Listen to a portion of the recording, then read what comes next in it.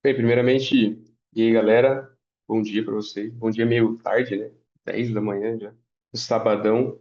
Bom, pensei bastante, né, para trazer um tema interessante que para mim na minha carreira foi sempre muito importante. Sempre foi muito difícil de encontrar conteúdo de verdade falando sobre isso, coisa prática, geralmente é muito abstrato. A gente vê em livros sobre comunicação, esses geralmente são livros de liderança, aqueles livros, né, que sempre tem história de um general que pegou um time que estava ruim, e aí depois o general trocou o time, ficou um time muito bom, com as mesmas pessoas e tudo mais, toda aquela coisa. É, mas eu quis trazer um pouquinho de prática aqui, um pouco da minha carreira também, para falar de comunicação com várias camadas da organização. Porque às vezes a gente se perde um pouco, a gente fala um pouco sobre. Com a mesma coisa, a gente traz a mesma coisa para os nossos pares, para os gestores dos nossos gestores, os executivos, e na verdade, essas pessoas elas querem ouvir a informação de jeitos diferentes, mesmo que seja a mesma informação. Então, eu trouxe um pouco sobre abstrair, né? Como é que a gente abstrai para cada camada da organização a nossa comunicação. Boa. Eu trouxe aqui, eu separei as camadas da organização em quatro. Algumas empresas têm mais do que isso, outras empresas têm bem menos do que isso, depende do tamanho da companhia que tu está trabalhando agora. Mas essas camadas ela vai valer ao longo das empresas que tu for trabalhar ao longo da tua carreira. Então, eu separei em pares, são as pessoas que trabalham lado a lado contigo, na mesma entre aspas, de hierarquia. E geralmente eles focam o seu foco da comunicação é na sustentabilidade, é como a gente faz. O foco é muito mais técnico, o linguajar é muito mais técnico. Tem os gestores, que é quem te lidera, né, quem gere você. Foca sempre em previsibilidade, eles estão se importando muito mais com alocação de recursos, pessoa. Então é quando a gente entrega, né, qual que é a previsão disso. Diretores e VPs, que são os gestores dos seus gestores, o foco é no risco sistêmico, é no impacto cross-team, é no impacto da unidade de negócio, do domínio que eles lideram. E a gente tem o executivo, que a linguagem é muito mais sobre o retorno do investimento e o risco global da companhia, né? Quando você está falando com o executivo, é sempre bom ter isso em mente. Qual que é o retorno do investimento daquilo que tu vai trazer para ele? Qual que é o impacto global? E aí eu trouxe uma açãozinha para evitar falar a linguagem da base da pirâmide, no topo da pirâmide, e evitar falar a linguagem do topo da pirâmide, na base da pirâmide. Boa, primeira camada. Agora a gente vai entrar um pouquinho nessas camadas, e aí no finalzinho eu vou trazer, no finalzinho dos slides, eu vou trazer um case, e aí como esse case seria comunicado em cada uma das camadas.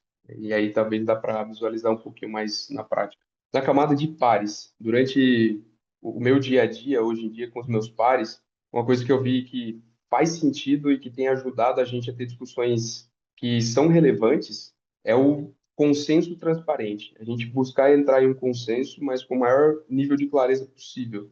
Sempre focado na sustentabilidade e a propriedade compartilhada. O que é a propriedade compartilhada? Todo mundo é dono daquilo que está se propondo a ser a solução. Então, todo mundo precisa pensar, você precisa pensar que você é dono daquilo, os seus pares também precisam pensar, e se não pensam, você precisa ajudar a provocar isso também, né? Não é a solução do fulano, é a solução de todos nós, né? Todos nós estamos vendo a sustentabilidade ao longo prazo.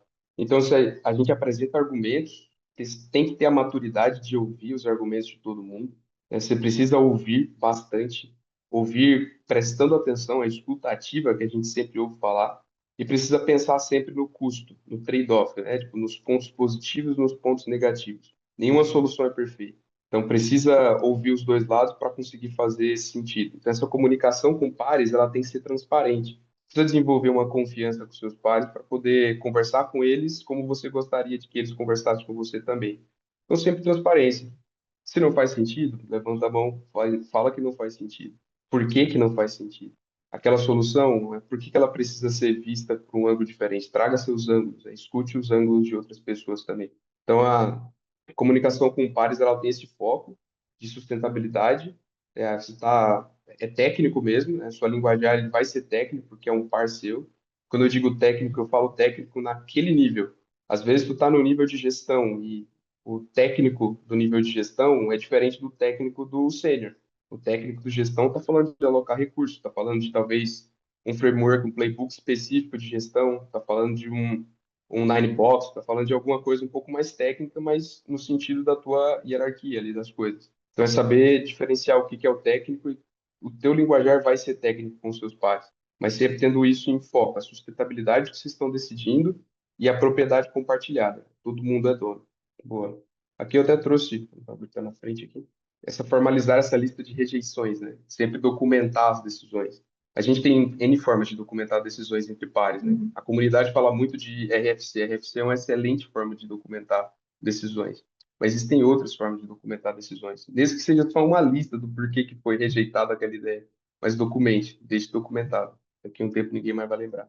Subindo um pouco na próxima camada, os seus gestores, né? Os seus managers. O princípio aqui nessa camada que eu venho trazendo é a tradução na métrica de impacto. Então, se você decidiu com seus pares, a decisão que você tratou, a interação que teve com seus pares, quando está falando com o seu gestor, tem que conseguir traduzir isso em tempo ou até recursos. Então, o seu gestor precisa saber quanto tempo vai levar e quantas pessoas vão precisar para ser feito. Então, a sua língua, a sua comunicação com o seu gestor tem que ser visando isso. Eu trouxe aqui uma aspa aqui para ficar um pouco mais claro, mas é basicamente, se não pararmos para adicionar uma fila no processo de enriquecimento, vamos ser 3 vezes mais lentos no próximo quarto. Os problemas por conta disso aumentaram 4 vezes esse quarto. Eu não estou dizendo que a gente está tendo um erro em uma fonte específica porque a gente não tem um SQS implementado. O seu gestor não vai querer saber disso. Talvez às vezes ele nem se importa, né? Essa é a verdade. Mas ele se importa quão lento a gente está, se a gente vai conseguir entregar no prazo, se a gente vai conseguir gerar o valor para o usuário no momento que a gente se propôs a gerar. É isso que ele quer saber. Ele quer saber se ele vai ter que alocar mais pessoas no time, se ele vai poder mudar essas pessoas para outro time. Ele está trabalhando com recursos, então ele vai querer saber quantos de recursos ele vai precisar alocar. Então a comunicação com o teu gestor precisa estar sempre visada ao que ele se interessa, qual que é o que ele está olhando, o que ele se importa. Não só com o seu gestor, mas todos os níveis. O que essa pessoa se importa? O que é importante para ela dentro da organização?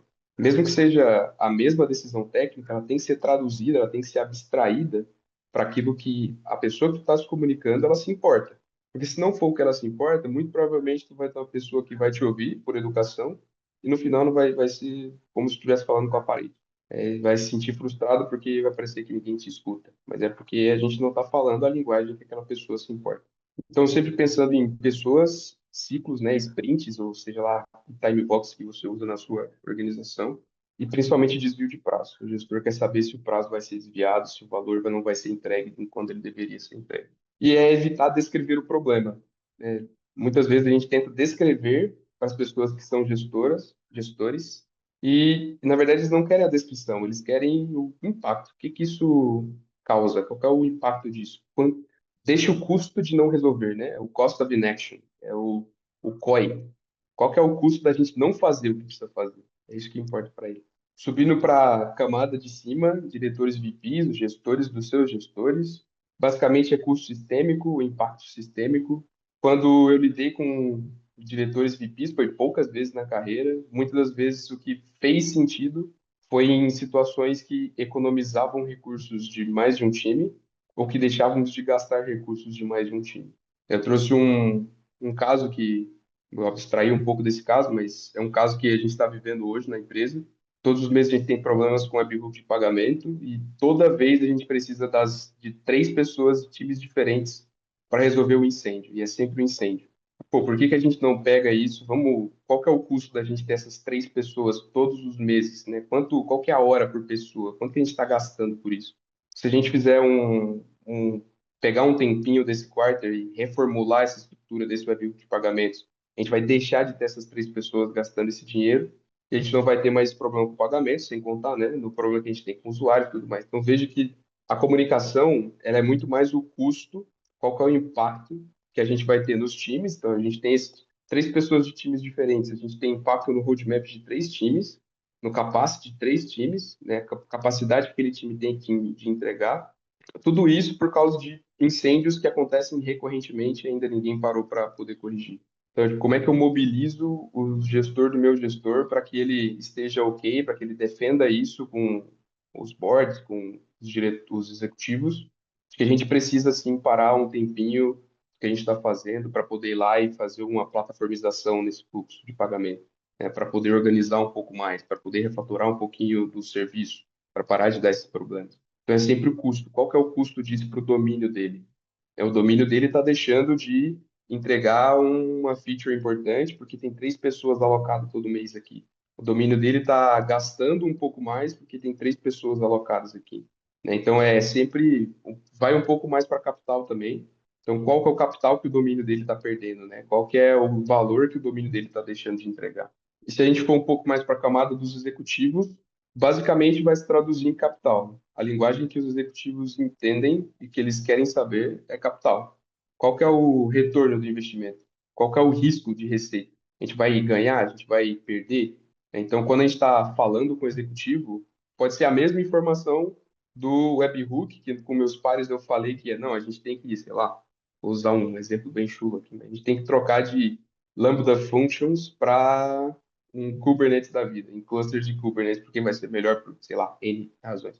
É um exemplo bem chulo. Com meus pares eu falo assim, com o meu gestor eu falo de outra forma. Com o meu executivo, eu preciso traduzir isso aqui em retorno do investimento. Ele não quer saber se a gente vai usar Kubernetes, ele não quer saber se a gente vai usar Lambda, se vai ser Python, Node, Go. Ele quer saber qual que é o retorno da gente fazer isso. Eu vou deixar de gastar? A empresa vai economizar? A gente vai ser mais produtivo? É isso que ele quer saber. Essa que tem que ser a abstração quando a gente fala com o executivo.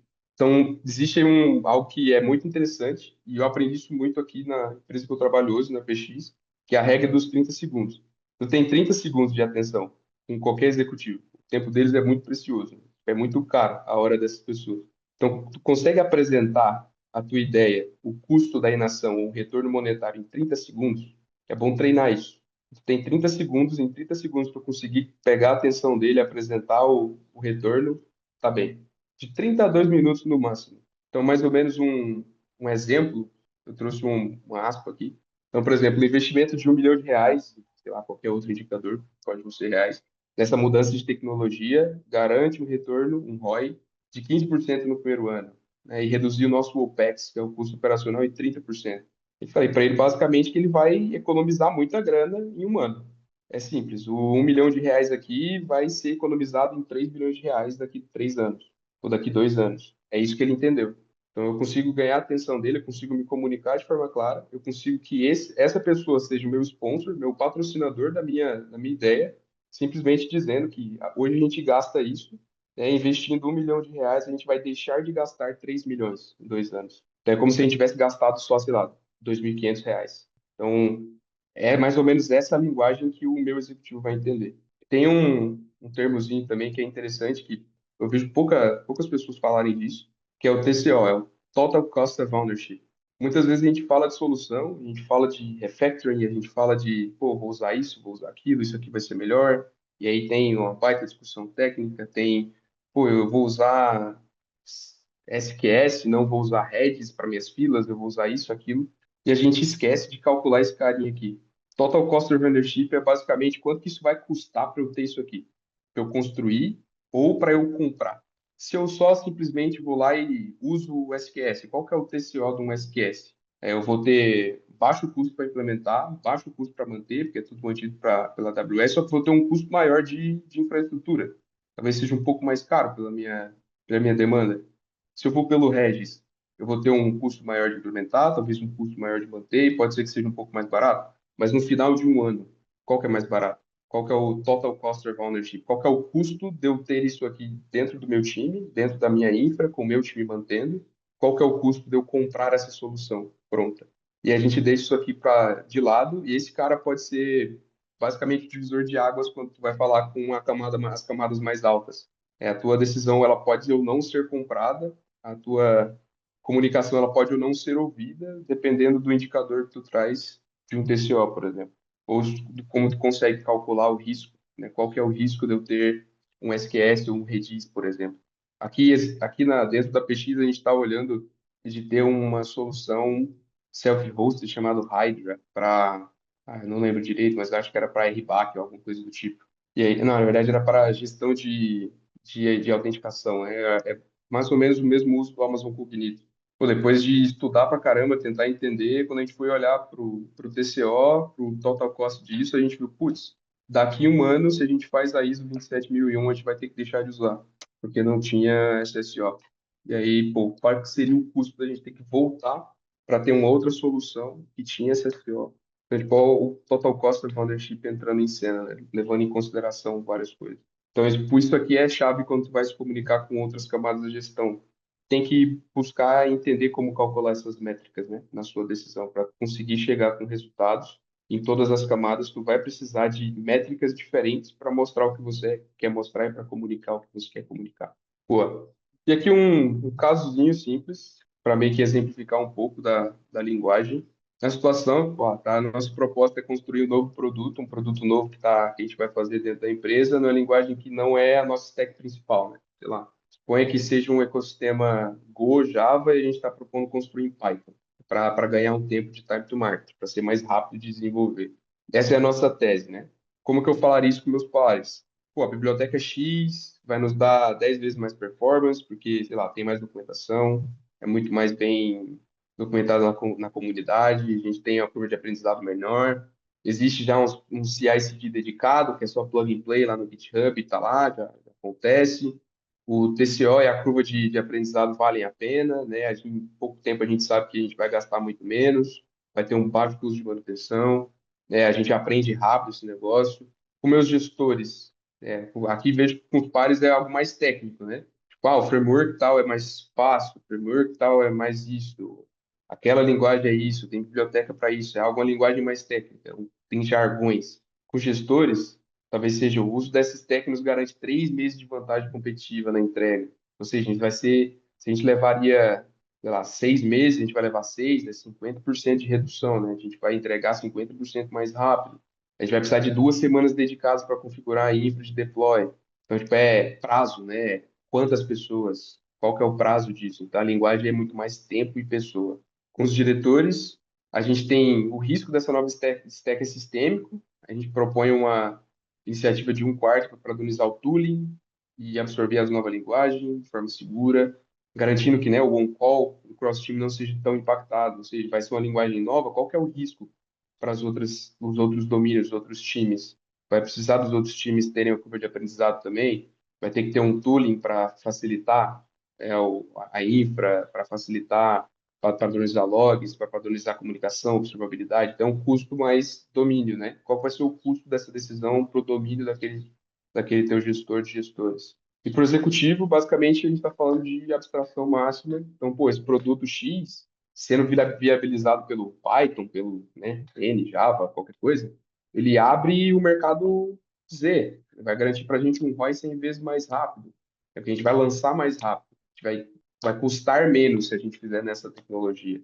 É, investimento de infra, investimento de treinamento, né, a curva de aprendizado pessoal, se justifica, porque vai ter esse ROI muito alto que a gente vai lançar mais rápido, a gente vai ganhar um time to market mais rápido, vai conseguir testar mais rápido. Então, para o executivo é isso, é qual que é o retorno do investimento de usar essa tecnologia. Veja que é o mesmo problema, só que a forma como você lida com esse problema, o que você abstrai desse problema em várias dessas camadas, ela é diferente. A gente começou falando de biblioteca com nossos pares, e no executivo a gente está falando de retorno de investimento da gente lançar mais rápido. Veja que para o executivo, para ele é isso que importa. Para os meus pares, o que importa é eu saber a biblioteca que eu vou usar, o framework que eu vou usar, a performance que vai ter.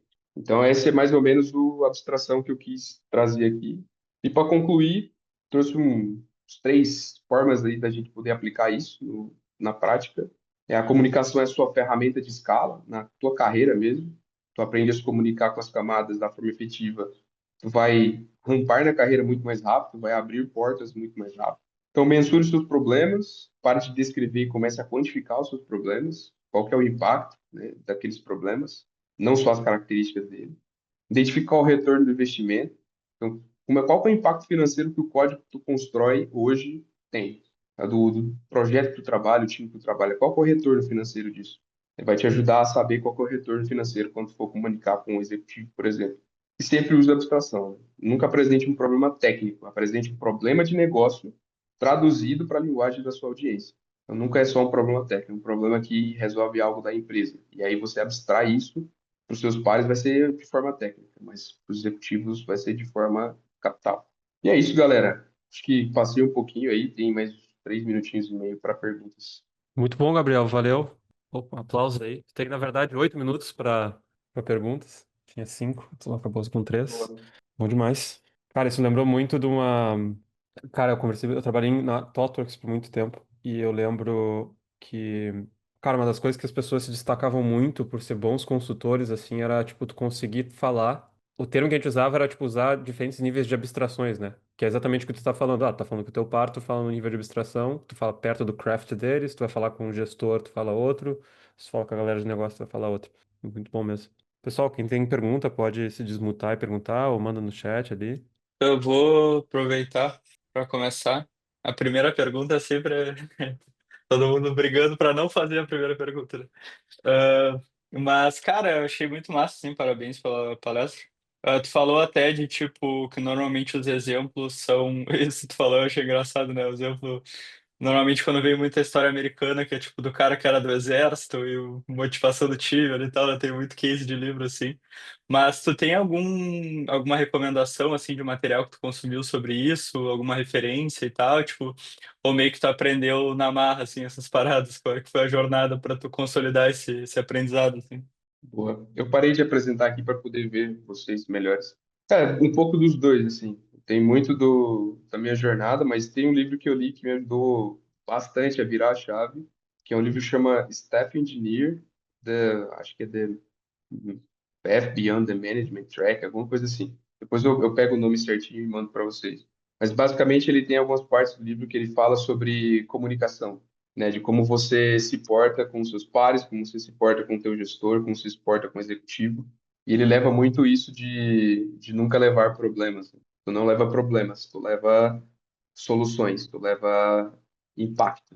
Porque se tu leva problemas para o teu executivo, muito provavelmente ele vai olhar para ti e vai dizer, cara, será que eu não tenho que contratar alguém mais sênior para lidar com isso? Né? Tipo, por que esse cara está me perguntando o que fazer? Então, ele tem esse livro, mas muito do dia a dia mesmo aqui. Mas isso é engraçado, né? Porque, tipo, às vezes tu pode ter feito, sei lá, 80, 90% do trabalho e tu perde de ser valorizado, entre aspas, porque tu não comunicou bem o trabalho, né? Então é engraçado isso, né? Às vezes falta só a cereja do bolo para dar tudo certo e aí dá merda na comunicação, assim. Mas massa, cara, valeu. E ao mesmo tempo, só para adicionar nisso, tu vê pessoas às vezes que são muito boas comunicando, elas nem fazem muita coisa, mas são extremamente boas comunicando, e aí cresce porque, claro, tem o mérito técnico, mas as pessoas não têm nada mais técnico que os outros, são bons comunicadores, né? Tem uma pergunta É aqui isso, é no verdade. chat, que eu acho que é do Wesley, que é: para quem trabalha solo como freelancer, vale a pena fazer tudo isso para qualquer projeto ou apenas para projetos grandes? Bom, boa pergunta. Acho que vale de quem você está falando dentro do, quem que é seu cliente, na verdade, né? Se o seu cliente, ele é, opa, tem uma musiquinha legal aqui. É Boa. do Se o seu tempo cliente, ali, ele muito é bom. eu gostei do meio Titanic. Se o seu cliente, ele é um executivo, você está conversando com o executivo da empresa, cara, fale como se eu estivesse falando com o executivo da empresa que trabalha, né? Se o teu cliente, quem está te contratando, é o tech lead de um time, fale como se estivesse falando com o teu tech lead. Então, com certeza vale. Comunicação, ela não tem um escopo em que ela funciona. Ela funciona em todos os escopos. Só que tu tem que balizar ela para cada escopo que tu tá. Então, se tu é um freelancer, entenda quem é teu cliente, entendendo quem é teu cliente, tu vai conseguir se comunicar com ele da forma correta, né? Extrair a comunicação com ele da forma correta.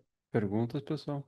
Eu lembro que às vezes estou lendo esos artigos falando sobre cuáles son los soft skills que las personas buscan dentro de las empresas, y ese es uno de ellos exactamente. Entonces, acho que vale la pena muito invertir em caso de que você queira crescer na empresa ou senioridade ou onde você estiver, porque al final, se você não consegue passar um mensagem ou ser escutado de alguma forma, é difícil que você consiga negociar, que você consiga dar visibilidade ao que você está fazendo, de los impedimentos, de tudo.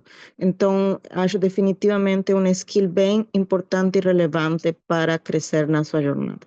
Isso. Obrigado. Obrigado, Vivi. Muito bom. Mais alguma pergunta? Comentários? Pô, muito massa. Então tá, Gabriel, Muito bom. valeu.